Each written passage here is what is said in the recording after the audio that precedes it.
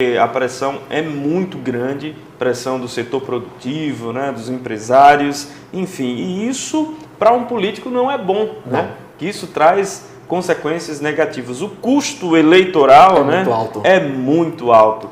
E sobre esse assunto a gente conversa a partir de agora com a cientista política Luciana Santana, que vai fazer uma análise justamente desse cenário, né, que Alagoas está, quais as consequências que essa pandemia, né, / isolamento aqui em Alagoas, pelo menos as medidas restritivas implantadas, determinadas pelo governo, podem trazer, né, para o governador Renan Filho um futuro político. Muito boa noite, Luciana. Boa noite, Lu. Boa noite, Lucas. Boa noite, Derek. E boa noite a todos que estão nos assistindo. Luciana, o que a gente tenta ver agora é o que essa questão do isolamento social, dos decretos, pode trazer para a imagem política do governador, que a gente sabe que há uma pressão muito grande por conta de empresários, por conta de setores da economia. Você acha como é que você avalia, primeiramente, a atuação, do ponto de vista político, do governador Renan Filho durante esse período da pandemia? Como é que você avalia? Bom, Derek, e aí eu não vou me restringir minha fala apenas ao governador Renan Filho, né, mas também a vários governadores, né, nos estados. Desde o início da pandemia eles tiveram um papel central, né, na coordenação, né, das políticas de saúde no âmbito dos estados, né, na ausência, na omissão aí do governo federal em aspectos essenciais aí na gestão das políticas públicas, né, de forma rotineira. Então, o governador ele teve um papel importante, muito importante no primeiro momento, né, com a decretação de medidas aí de forma rápida. Isso foi um diferencial muito grande aí no início da pandemia, e para que a curva não se elevasse, né, drasticamente, como a gente viu aí acontecendo em outros estados e também alguns outros países, né, e à medida, né, que foram mantidas regras aí de distanciamento social aí ao longo do tempo, isso também acaba sendo de alguma maneira importante, na medida que você também controla um pouco mais, né, você evita um colapso aí do sistema de saúde, e isso foi feito. Agora, é claro que existe todo um custo político por trás disso, né, e também não é só o Renan Filho que acaba, às vezes, sendo penalizado, né, prefeitos vão ser penalizados também, especialmente porque é um ano eleitoral. Quer queira ou quer não, né, aqueles que vão tentar a reeleição aí, ou que querem fazer sucessores, né, vão estar sendo embutidos no cálculo eleitoral do eleitor, né, aquilo que eles sentiram durante todo esse período aí de pandemia, né, se as medidas efetivamente, né, foram né, impactaram drasticamente ou não, né. Claro que a próxima eleição aí, que o governador deva, né, buscar algum cargo, ainda está um pouco mais distante, mas a gente também tem aí outros arranjos políticos e outros acordos que acabam sendo interferidos também. De qualquer maneira, é muito importante a gente frisar que, por mais que sejam antipopulares determinadas medidas, elas são extremamente essenciais, né, para conter uma pandemia, né, um quadro de epidemia como a gente está vivenciando atualmente.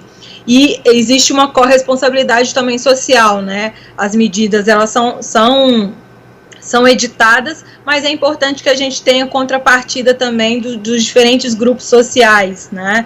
A população precisa também dar a sua parcela de contribuição, né? O mercado produtivo também tem que dar a sua parcela de contribuição. Então, é um jogo onde a gente tem vários atores e alguns vão estar perdendo agora, vão recuperar ali na frente. Isso faz parte muito da dinâmica política, né? Agora, Luciana, a história pode fazer justiça, né? Para o bem e para o mal também nesse caso, né? O que vem exatamente, depois. É o que eu disse, né? Medidas impopulares não significam necessariamente que elas sejam ruins, né? Às vezes elas são extremamente necessárias.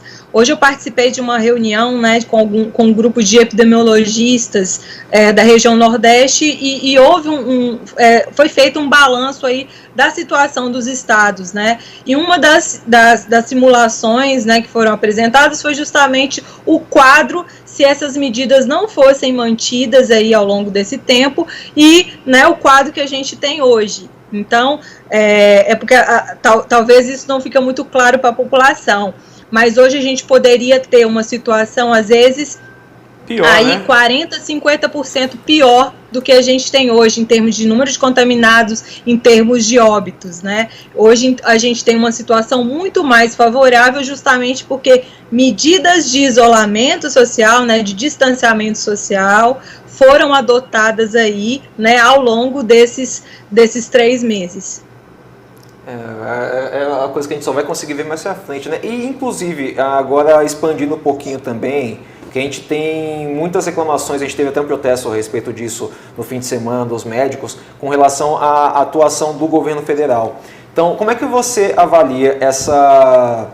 Eu vou falar discordância, por falta de palavra melhor, né? Essa discordância entre o governo federal e os estados e municípios. Você acha que isso também pode acabar afetando em alguma das... Tá, a gente vê que isso vem afetando o presidente, até a imagem lá fora do país. Mas e do outro ponto, os governadores e prefeitos? Isso pode acabar também afetando eles politicamente, nas próximas eleições, até nesse período de transição até o fim do mandato, a visão da população com relação aos políticos, enfim.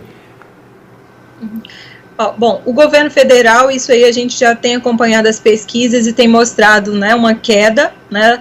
Eu não diria que foi uma queda tão expressiva, porque ele ainda tem uma base de apoio ali que é muito coesa, né, que é muito defensora ali, independente do que seja a pauta, né? Eu diria que é uma base mais radicalizada e que às vezes não está preocupado muito com o resultado da política pública, está preocupado muito com a imagem do presidente, né? E a gente precisa, nesse momento, se preocupar com os resultados das políticas públicas. Quer queira ou quer não, as pessoas estão morrendo, pessoas estão sendo contaminadas, né? O sistema de saúde, ele tem sido bastante sobrecarregado. A gente tem profissionais, né, na ponta que acabam sendo impactados diretamente, né, com todos os efeitos. A gente tem todos os problemas aí de ordem econômica, né, que também já é extremamente conhecido, né? Então, essa avaliação já vem caindo, né? Essa falta de coordenação está muito clara, né? E ficou muito mais clara ainda, né? Especialmente quando a gente teve aí a saída do ex-ministro Mandetta, depois reforçou com a saída do Nelson Teich. A gente está há mais de 30 dias sem um titular, né, para a pasta. A gente tem um interino, né, que tem feito o papel de titular, mas que não é efetivamente titular.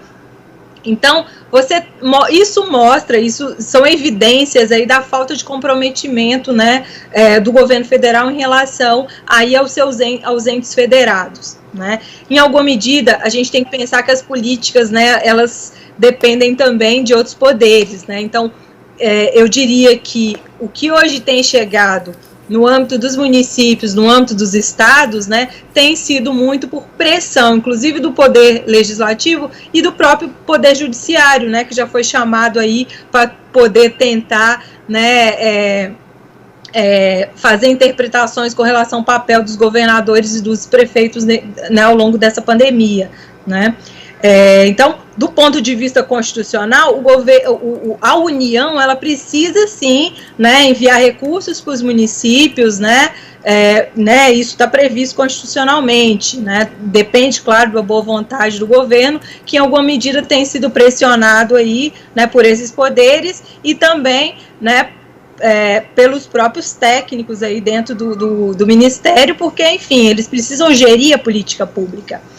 E os governadores e prefeitos, domingo saiu aí um artigo de um cientista político lá da FGV, né, da Fundação Getúlio Vargas, e ele aponta, né, eles fizeram uma pesquisa também, fazendo uma avaliação dos governadores aí ao longo, né, dessa pandemia. E a gente vê claramente que durante ali, né, pelo menos com 1 mês e meio, 2 meses, a avaliação dos governadores ainda era bastante positiva, né? A partir aí de 2 meses já começa a cair um pouco. É justamente porque, né, além dessa falta de coordenação do governo federal, as pessoas se cansam também, né, do isolamento, né, do distanciamento, e acabam começando a não seguir de forma rígida, né, as regras que estão sendo postas. E começam a criticar o governador, começam a criticar, né, os governadores e os prefeitos. Isso é muito comum, né, na política, especialmente quando a gente vive quadros, né, bastante prolongados de uma crise, né, o que não significa que isso não possa ser recuperado aí no médio e longo prazo. Isso pode sim, né, como eu disse, isso é uma fase dentro do processo. Provavelmente, se a gente tivesse esse ano uma eleição, por exemplo, para o governo, aí sim a gente teria um impacto muito grande sobre a avaliação desses governadores. Hoje o impacto ele vai ser muito visto, né, pelos, né, em primeira mão pelos prefeitos, né, vai ser o primeiro, eu diria, o primeiro diagnóstico que a gente tem aí, né, da pandemia, né, de como efetivamente os eleitores conseguem perceber o papel que esses gestores tiveram no enfrentamento, né, e aí seja reelegendo, né, ou ajudando a fazer o sucessor, ou mesmo reprovando qualquer uma dessas duas situações. De qualquer maneira, também é importante falar que essa eleição municipal vai ser uma eleição extremamente atípica. Eu falo atípica porque, quer queira ou quer não, né, as campanhas eleitorais vão ser impactadas, né, porque o formato que elas vão acontecer, provavelmente essas regras de distanciamento, por mais que a gente tenha aí certas flexibilizações, determinadas medidas, elas vão permanecer até que a gente tenha efetivamente uma vacina, ou a gente tenha remédios que sejam comprovadamente eficazes para tratar a doença, né. Até então a gente não tem. E mesmo assim, com relação à vacina, né, hoje mesmo a gente teve aí a veiculação de um estudo, né, científico, mostrando que os anticorpos, eles não têm aí a mesma durabilidade que era esperado. Pode ser que isso dure, por exemplo, só até 3 meses hoje, né? Provavelmente a vacina ela vai ter uma eficácia de mais longo prazo, né? Mas quer queira ou quer não, ainda existem essas dúvidas científicas com relação à melhor forma de combater aí a epidemia, né, a doença. Então, medidas vão ter que ser mantidas ainda no longo prazo aí, né? A gente não vai viver um sistema de normalidade, né, da forma como a gente vinha vivendo aí até o mês de março, né? Luciana, então, fique à vontade. Opa. Não, então era só para concluir mesmo, né? Então, hoje, do ponto de vista de ganhos e perdas políticas, vão existir, né?